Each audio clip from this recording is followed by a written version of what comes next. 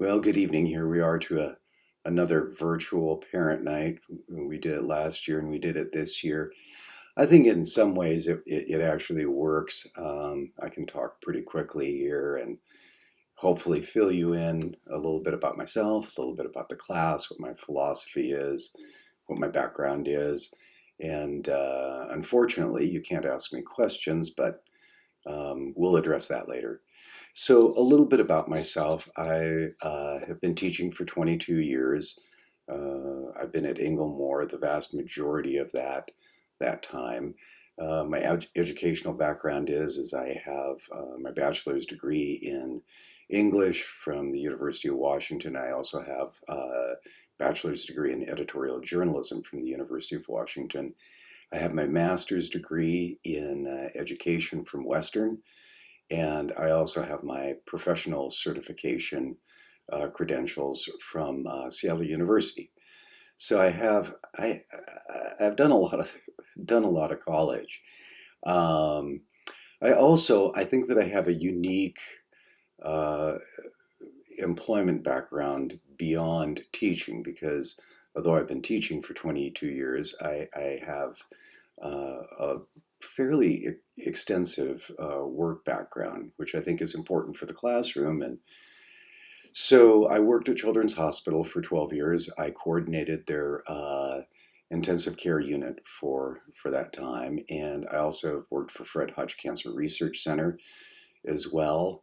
I have worked in the entertainment industry. I worked for Bill Nye for 2 seasons, and I also worked as a production coordinator for one reel that does Bumbershoot. I was production coordinator for Bumbershoot, and when they had summer nights at the pier with that, and as well as the Family Fourth of July. So I have that in my background, and I have also been a commercial and residential carpenter as well. So I bring those things to the classroom. I think that it's important to have those well-rounded um, backgrounds like that and be able to share that with my students and things. So my teaching philosophy. So obviously this is an AP class, and my goal is for students to pass the AP exam to get that college credit. What is most important to me is that they have a seamless transition from their high school experience to university. And so ostensibly, my class is what would be considered a quarter of English at the University of Washington is expanded over the course of a year. And that's generally kind of the pacing of the class. So I also try to bring other things to the table as well. And that for me, I don't want to teach things that I don't like. And I sort of assume that my students don't want to read things that they don't like either. And so I try to bring some very good literature.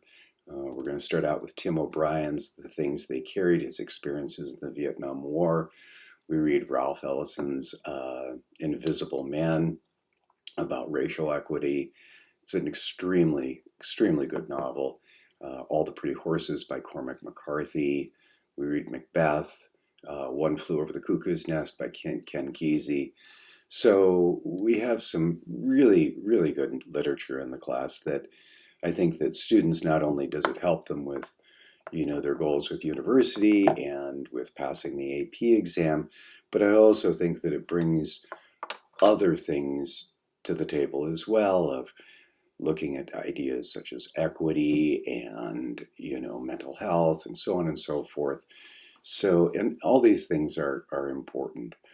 Um, so what can you do? Well, I try to be a very organized person. I am not the person who is trying to figure out what I'm doing the next day in class or anything like that. I sort of envision my teaching a little bit like uh, shooting a film. It would make no sense to me to be writing the script while I'm shooting the film. I need to know where it is that I'm going. And I think that it's very helpful for my students to know where they are going as well. So I am generally planned out a minimum of 6 weeks in advance. And in Schoology, I have a calendar of exactly what it is that we are doing. Right now, I'm planned out until the third week of October. Um, Gives assignments, I have all the documents for those assignments, and I have the due dates highlighted and things like that. So I think that it's important for my students so there are no surprises, that they can pace themselves. Senior year is a busy year. There are a lot of things going on, and to be able to see where it is that we are going as opposed to, having a due date just pop out of nowhere. And that said as well is that I think that one thing that many of us suffer from, and I see it in my students often, is procrastination, which can be really lethal when you get to university. I mean, it's uncomfortable in an advanced class, but it can be really, really difficult at the university level. And that's part of the reason why I also have my classes planned out so far in advance, and I have large windows for getting assignments in.